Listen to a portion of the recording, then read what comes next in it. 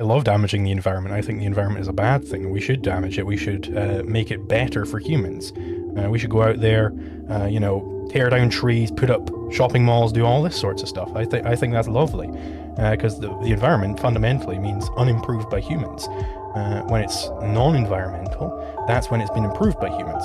And if a human comes along and says, you know what, I think there should be a big pile of trash on that glacier there, and nobody's got there first, and he goes to all the trouble of getting a big pile of trash on that glacier, all the more power to him. That was Liquid Zulu, one of the most popular anarcho-capitalists on YouTube. He wasn't joking, he wasn't being ironic, he genuinely believes that destroying the environment is good. Look at the examples he uses. Plowing down a pristine forest to build a shopping mall, making a giant pile of trash on top of an Arctic glacier. To someone like me, who grew up playing in the woods, who cares about the beauty of the wilderness, this seems like a disgusting, materialistic, subhuman way of thinking. Of course, we all know that Liquid Zulu has completely lost the plot. So you'd allow the person you love the most to be tortured to death before you stole $1 so that you could be committed to your philosophical principle of it always being wrong to steal $1?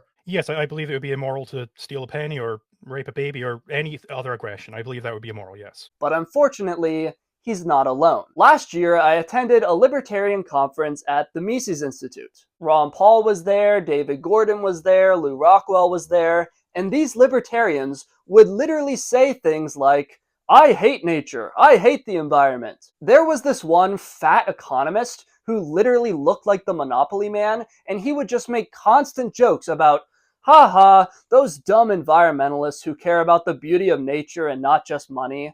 And sure, it's a joke, it's ironic, but it's clearly that meta irony where you say something you genuinely believe under the guise of irony. I encourage you to go to one of these libertarian conferences and do a physiognomy check on the average guy there. Fat, short weirdos with neckbeards and triple chins. These are nerds. They're bugmen. They did not play outside enough as kids. Murray Rothbard, the founder of anarcho-capitalism, was a short, fat economist who spent his entire life in a dark, cluttered apartment. In his old age, Rothbard was so fat and lazy that the only walking he ever did was to the sandwich shop across the street. He absolutely refused to exercise. Some things never change, I guess. Murray Rothbard was just obviously not a normal, well-adjusted person. He never had kids. He didn't spend his days taking walks in the forest or having picnics in the park. He never experienced what human life is really supposed to be like. We're supposed to be outside, in the forest, breathing fresh air, watching the sunset, swimming in the creek. Look, there are some libertarians who are good, great people. Some of my boys in the Patreon community call themselves libertarians. But they will be the first to tell you libertarianism has an ecological problem. Libertarians need to care more about nature. Just listen to MRH Legacy, another big ANCAP YouTuber, talking about the environment. The environmentalists who advocate for reducing fossil fuel consumption or reducing consumption of rare resources are advocating for the destitution, if not extinction, of the human race. If someone owns a lake, say, and they proceed to throw plastic into this lake and it kills all the fish, I don't care. Well, I do. Another libertarian, Zoltan Isfan, wrote an article called Nature Isn't Sacred and We Should Replace It, arguing that we should destroy the forests and the oceans, turn the earth into a barren wasteland, and live inside a computer simulation. These people are literally Nietzsche's last man, these empty shells who live a mere bovine existence, pursuing material comfort and pleasure, not caring about higher ideals like beauty and grandeur. They are the merchant class, the Shudras. No heroism, no spiritual values, just the unbridled pursuit of maximum wealth. Even Thomas Jefferson, who I think was overall a pretty cool guy, criticized the European aristocracy for preserving the old European forests. All that land could be turned into farms. We could produce so much cheap food. Yeah, okay, look what happened. Most of Europe's old-growth forests are gone forever, species are going extinct left and right, the cities just keep growing and growing, and it's all because of this utilitarian mindset where beauty and nature and spiritual values are dismissed as superstitions. My grandmother used to say, God could have made it all gray. God didn't have to create the beaches and the jungles and the sunny prairies. He could have just created a giant sterile factory, like the spaceships in Wall-E, making human life as comfortable as possible at every possible moment. But instead, he chose to create forests and oceans and animals. In Christianity, there are three sacred values: truth, goodness, and beauty. In the modern world, a lot of people have lost sight of beauty. The modernistic, scientific perspective views nature as an object, a machine to be used and manipulated. Our ancestors saw nature as an organism, sacred and living and growing and breathing. To quote C.S. Lewis, "We do not look at trees either as dryads or as beautiful objects when we cut them into beams. The first man who did so must have felt the price keenly, and the bleeding trees in Virgil and Spencer may be far-off echoes of that primeval sense of impiety." In a very real, primal sense, cutting down a tree is an act of sacrilege. It's like dissecting a human body. Sometimes it might be necessary for doctors to chop up cadavers, but it should never be taken lightly. We should understand that we're doing something unholy. When we see the wilderness as mere resources to be used, we have lost our humanity.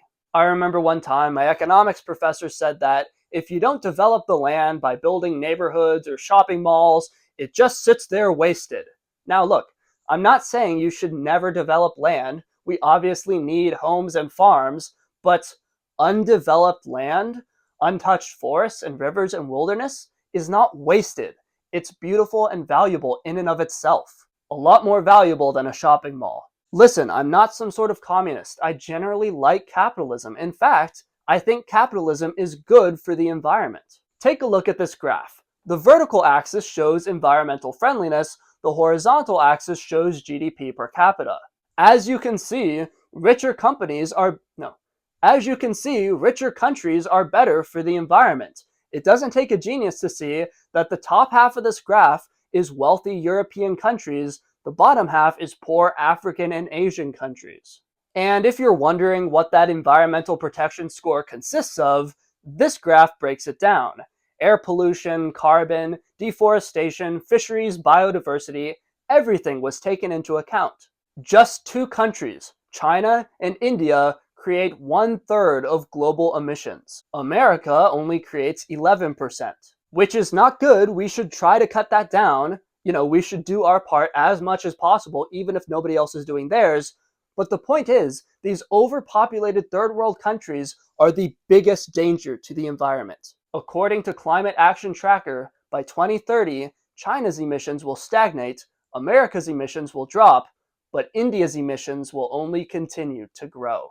To quote the Human Progress Institute, "It is often assumed that economic prosperity leads to environmental degradation, but a new study challenges this view." Using data from 180 countries over 20 years, the study finds that higher levels of income per capita are associated with lower levels of air pollution and deforestation. Environmentally friendly technology, cleanup operations, and ecological stewardship are expensive. Richer societies can afford to divert more resources to protecting the environment, while poorer countries tend to be more concerned with meeting basic living standards. For example, rich Western countries like America cook with gas-powered stoves or electric ovens. In the third world, meanwhile, they're still using coal and burning wood, which is so much worse for the environment. In the poorest regions of India, 90% of people burn biomass for heat. Ecologically catastrophic. Another example is catalytic converters. You install them in your car to lower fossil fuel emissions. They cost money, so only wealthy countries can afford them. Wealth also makes it way more feasible to hold large swaths of undeveloped land. I live way out in the country, and my neighbors own acres and acres of empty forest. It's absolutely beautiful. It provides a habitat for deer and birds and bears, and many of my best days are just spent wandering through the woods and hills. If my neighbors were poor, they wouldn't be able to do that. They'd have to sell off the land to some real estate developer. As I explained in another award-winning video, there is an inverted Laffer-style curve. The greenest possible economies are primitive hunter-gatherer economies. Once you introduce agriculture and the Industrial Revolution, you have this huge increase in pollution. You have a population boom, and that's really bad for the environment. But once you get over that hump, more wealth and technology actually helps the environment. For instance, civilization used to be powered by coal and whale fat, both of which are incredibly harmful for the ecosystem. Today, we use fossil fuels, which are so much better. And soon, we'll transition to nuclear power, which is even better.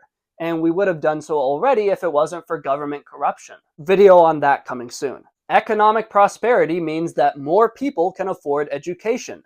It means more people can spend time hiking and enjoying the great outdoors. All of which creates better, smarter, kinder people who are more likely to care about nature and beauty. They're more likely to think long-term instead of destroying the environment for a quick buck. But of course, the biggest reason that economic prosperity is good for the environment is that rich people have less kids. Less kids means a smaller population, which means less overall pollution and waste. Why do rich people have less kids? 2 reasons. 1, they're more independent. People in third world countries don't really have a choice. They live in a big old hut with their parents and grandparents, and everyone is pressuring them to pump out as many babies as possible. And frankly, there's nothing better to do. If you're a third worlder and you don't have kids, you're just going to be lonely and bored. If you don't have kids, nobody will take care of you when you're old. But people in rich countries have options. You can get married and have kids if you want, or you can be a wealthy playboy bachelor, or you and your wife can be a childless couple and travel the world. Secondly, rich people have lower time preference, higher intelligence, and better education, all of which leads them to think ahead and use birth control more often and think carefully about the pros and cons before just going to town and having a bunch of babies with everyone who comes around. Okay, so what's my point? If capitalism is good for the environment, wouldn't anarcho-capitalism be extra good for the environment? No, for 3 reasons. First, one of the reasons that rich countries do such a good job is because of government regulations. I mentioned catalytic converters, which help cars produce less pollution, but the only reason American cars have those is because they're legally required to. Capitalism gives us the wealth to afford green technologies, but that's not enough by itself. It's a necessary but not sufficient condition for green innovation. In Anarcho-Capitalism, companies would have no incentive to implement these green technologies because the costs of pollution are spread out across vast swaths of the population. This is Econ 101, the COASE theorem. Pollution is what we call a diffuse externality, which means that the free market won't take care of it. It won't take that into account. That is where government regulation fills the gaps. Even libertarian economists, unless they're totally dogmatic, will admit this. Yeah, because of the COASE theorem, there are certain regulations we need to account for externalities. This is just accepted. Secondly, Anarcho-Capitalism doesn't have national parks. The Everglades and Yellowstone and Yosemite would no longer be protected by law. They would be owned by private corporations. Maybe some of those corporations would preserve the land in its natural beauty, but most of them would probably just cut down the trees and slaughter the bison to build shopping malls and golf courses. Again, nobody's denying that capitalism is better for the environment than socialism. But regulated capitalism is even better because you can set aside national parks, you can ban plastic bags and plastic straws, you can ban fossil fuels and make everyone use nuclear power, you can sterilize criminals to decrease the population, etc. But by far, the worst problem with Anarcho-Capitalism is that you can only own a forest by destroying it. To understand this, you need to understand the concept of homesteading. Imagine a snowy forest in Alaska. Does anybody own that forest? According to libertarian ethics, no. In order to own that land, you can't just claim it. You can't just say, dibs on Alaska. You have to physically transform it in some way that is externally verifiable. Maybe you could cut down the trees, maybe you could spray pesticides on the ground, maybe you could mine for gold, but you have to somehow mingle your labor with the soil. This goes all the way back to John Locke. He said, you can't own an apple tree unless you trim the leaves or harvest the apples. But here's the problem. When you change the wilderness, it's no longer wilderness. The whole point of nature is that it's pristine, wild, untouched by human hands. If you go around spraying pesticides and cutting down the trees, you've ruined it. In other words, under anarcho-capitalist ethics, preserving nature is impossible. Either you claim it first by transforming it, or it's just up for grabs. In practice, this would create a frenzied scrabble where everyone is rushing to claim as much land as possible by plowing down the forest and tearing up the soil. If you don't claim it, someone else will, and you can't do anything about that. They can do whatever they want with it. I think this image from an ANCAP website really says it all.